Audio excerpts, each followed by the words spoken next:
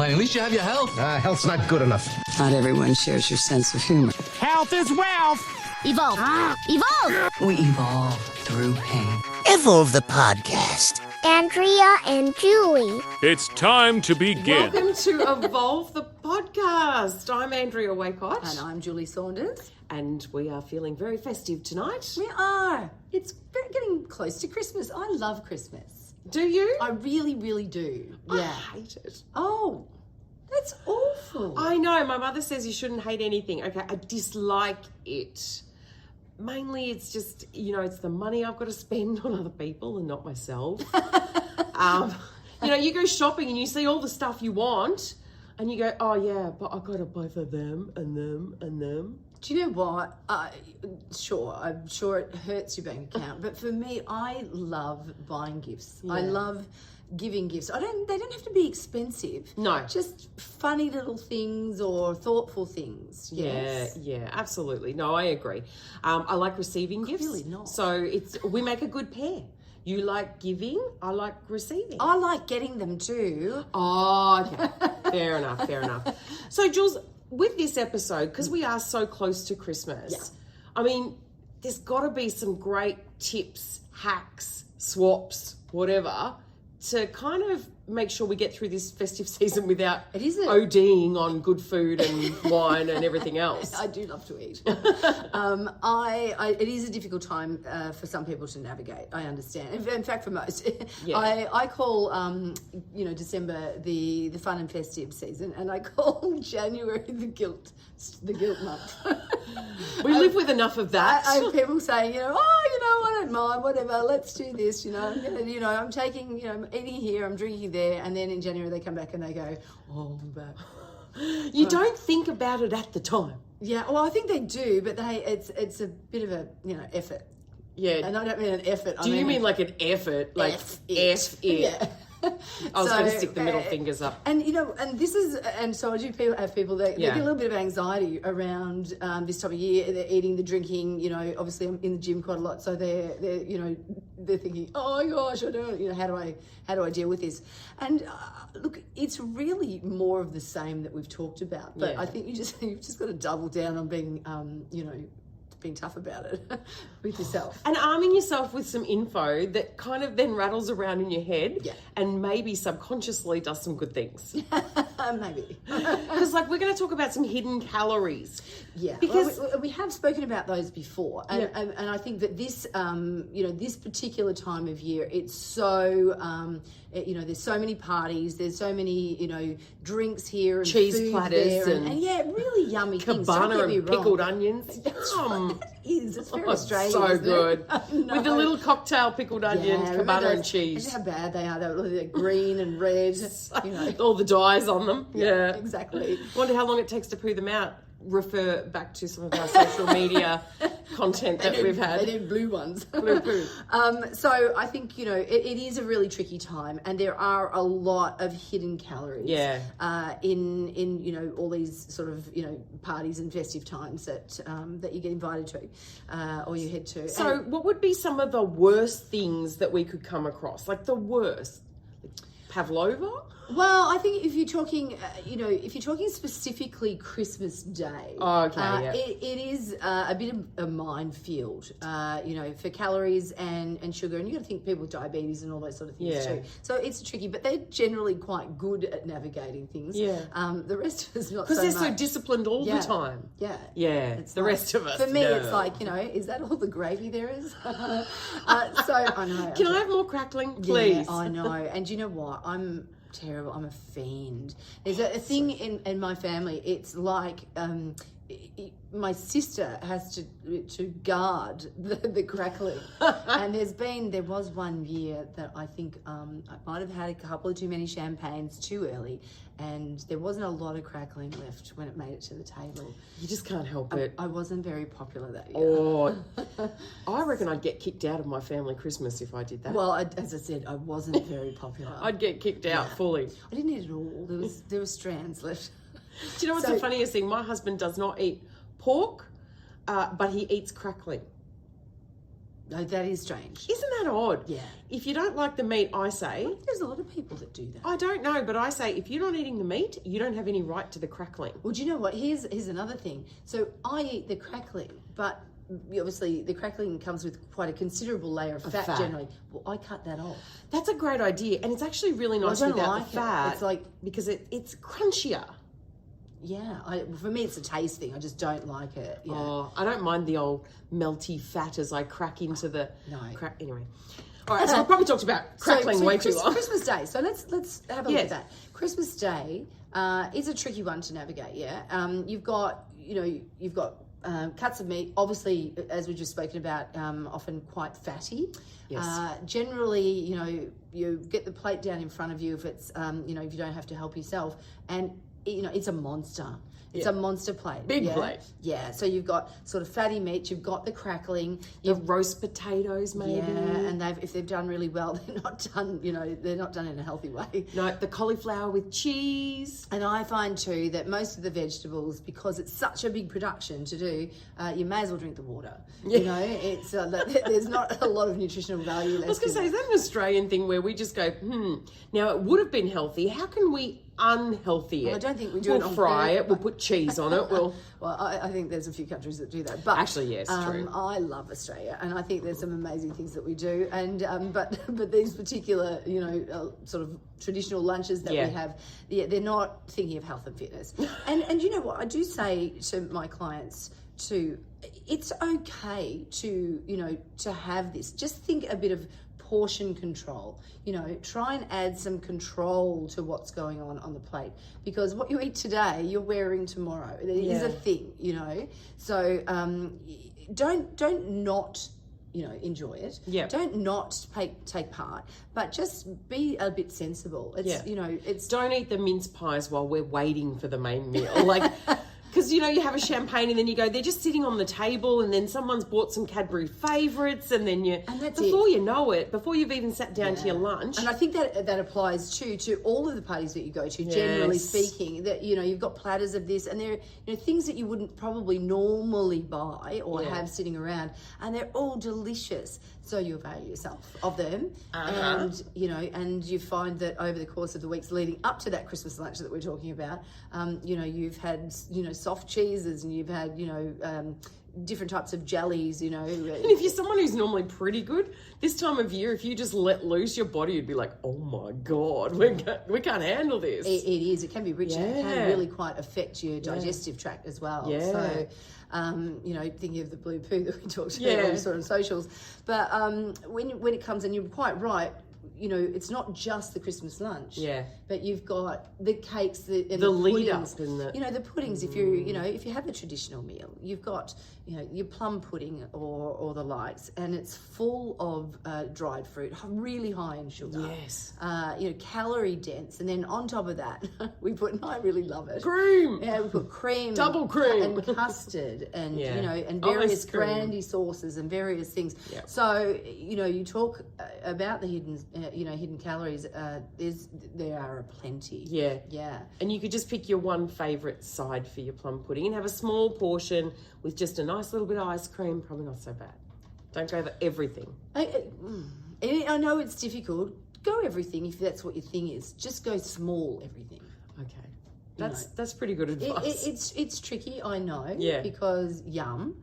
And that brings me then to, I don't know about you, but my lead up to Christmas lunch involves champagne. Of course. It's my tradition. But I will say, there are alcohols and alcohols. Yes. Or alcohol type drinks that you have. So there's the fun and festive ones, but some of the really yummy ones are for people that are popular, like mojitos, what are some of the other ones? I think I wrote some of them down that I know that everybody tends to love. And you make them, which are margaritas. Even gin and tonic, right? Tonic water. Yeah, is high. Yeah. They say some of the worst. The Long Island iced tea. Well, that you probably only need one of those anyway. Yeah. Then you're asleep. But they are super high. In calories. Then you've got things like, if you're a martini person, that's probably thinking more parties. I don't know whether you knock back a few martinis before your Christmas lunch. It's very Sex in the City, isn't it? It is very. But champagne, which is my thing. Yeah. It's only got, on average, about 89 calories. That's pretty good. And if you go for a quite a dry, let's say the brut, that they call, it's very dry, less in that. Absolutely, because there'd be less sugars in it. Indeed. Yeah. So, and that's how champagne is actually rated by the sugar, or one part of it. That's interesting. So we could have a champagne or a martini. Is there anything else that maybe could slip through? I think another favourite of mine is a vodka, lime and soda. So I use fresh lime. Yes. So they're quite low in calories as well. Yep. But it all comes down to, it doesn't matter the low in calories, just drinking in moderation. Yes. Because it's not just the calories. Alcohol has quite an effect on your system. I know that we like part of that effect, generally speaking. That's why we drink, Jules. But it also has negative impact Absolutely. on your digestion, and anxiety, sleep, all of the things that we might already be experiencing at this time of year. Dehydration. So all of those things. And it's summer here in Australia. Like we're in hot weather, drinking alcohol and not having the water. Yeah, the impact is greater. Absolutely. So pre-prepare, always have your water with you. And if you're at a party, have some fancy water. Like, put some garnish in your water and stand there and people will think you're drinking a vodka and soda. Exactly. It's not as much fun. Fake it. That's right, fake it. We're good at faking it. So, I think that some of the things that I've sort of put to survive, and do well in at the Christmas period is make sure, as you've suggested, sleep. Yeah. Super important. Get those hours in. There's a lot of things that we have to do. You don't have to say yes to everything. You don't have to. But you have to say yes to work. You have to say yes to your kids' graduation. You have to say yes to the colour run to go and watch.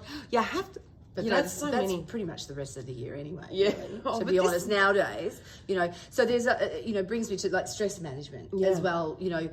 Moderate things. So it's not just your eating and your drinking, but moderate those things that you have to do. And I understand that we do have to go and see a lot of those things. So then be kind. Make sure you get enough sleep. Yeah. Make sure you have a little bit of downtime. And pre-planning your meals is a good one because sometimes when you get home from work, you've got to rush, you've got to take your kids somewhere, and you just go for something easy. And if there's something healthy there, it's often a lot that you're eating at this time of year, and that's absolutely true. So people will, I'm sure that drive through, McDonald's absolutely flourish in this this time of year. So if you've got those meals sitting at home and they're easy because you're tired when you get home, it's a perfect way. I think the other thing is really prepare with to hydrate yourself. So pre-hydrate.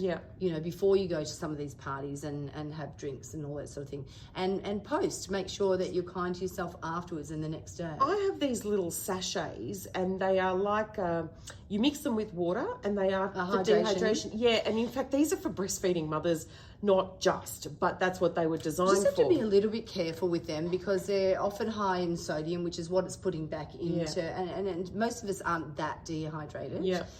It's more just taking in water. Okay. Fluids in general, but water. But if you're hungover, they might help. I'm going to try it this Christmas. Absolutely. I think I will, if I'm feeling a little under the weather that way, I will knock back. Slam a Gatorade. Exactly. Yeah, I do. But just one, because you don't really need more unless you're running marathons and things like that. You really don't. So there are some of the things. So that's really good. So we've learned about the drinks that are the better ones, and I've also heard tequila's quite good. That's a clear, low sugar, like what do you call this? Spirit. So mixing again with like soda and those sorts of things that don't have sugar, and staying off the soft drink too, because sometimes you go to a party and there's no fizzy water, but you feel like bubbles, so you'll reach for a Coke or something. Well, I just think have one. Yeah. Just have one. Just Again, have it one. comes back to that moderation. Have one juice or Yeah. have one, fizzy drink, but don't keep on that all night. Yeah. And I think, it's moderation. I think, make sure you stay active. If you're already active, get out there, go for walks, spend time with your family in that way. Maintain your exercise regime at the gym. Do all of those sorts of things. And I think just set realistic expectations for yourself around all of it. Is it weird to rock up to a party with a plate that's healthy snacks or something like that? Well, it depends. I mean, if you share them, it's okay, I right? think if you rock up, even me, if you rock up to a party with a plate of protein bars, yeah, that's weird. That's weird.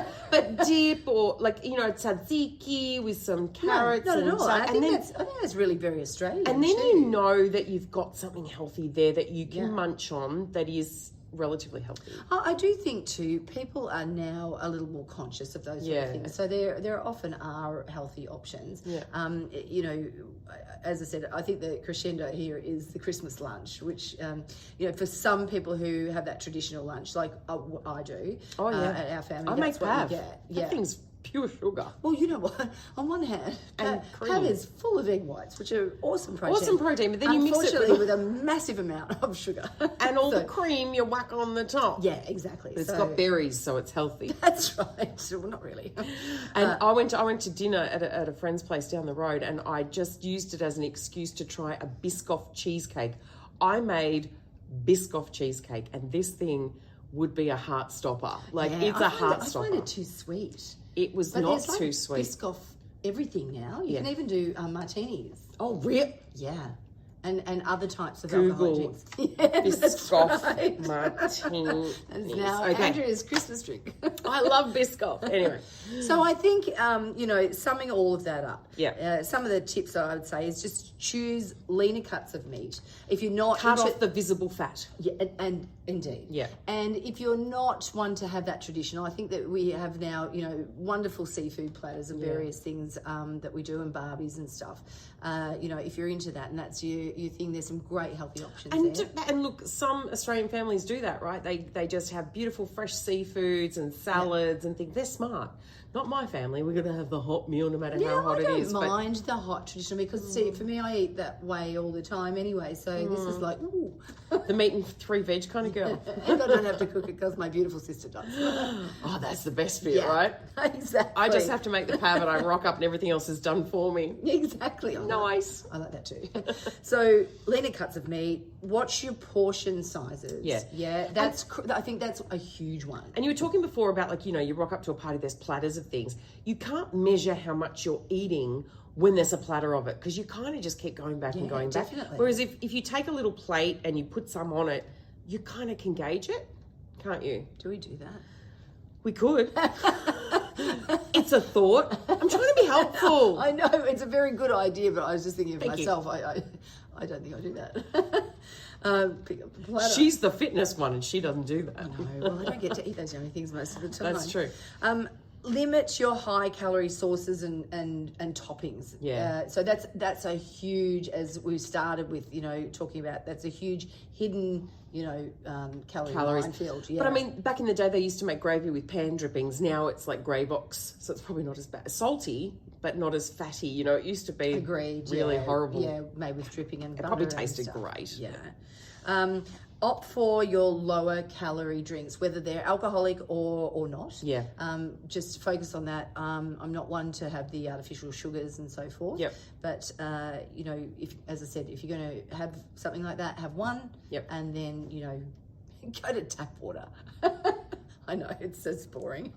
And I guess across the board here, what we've spoken about is you can have a bit of everything. This is what I tell my clients, in moderation.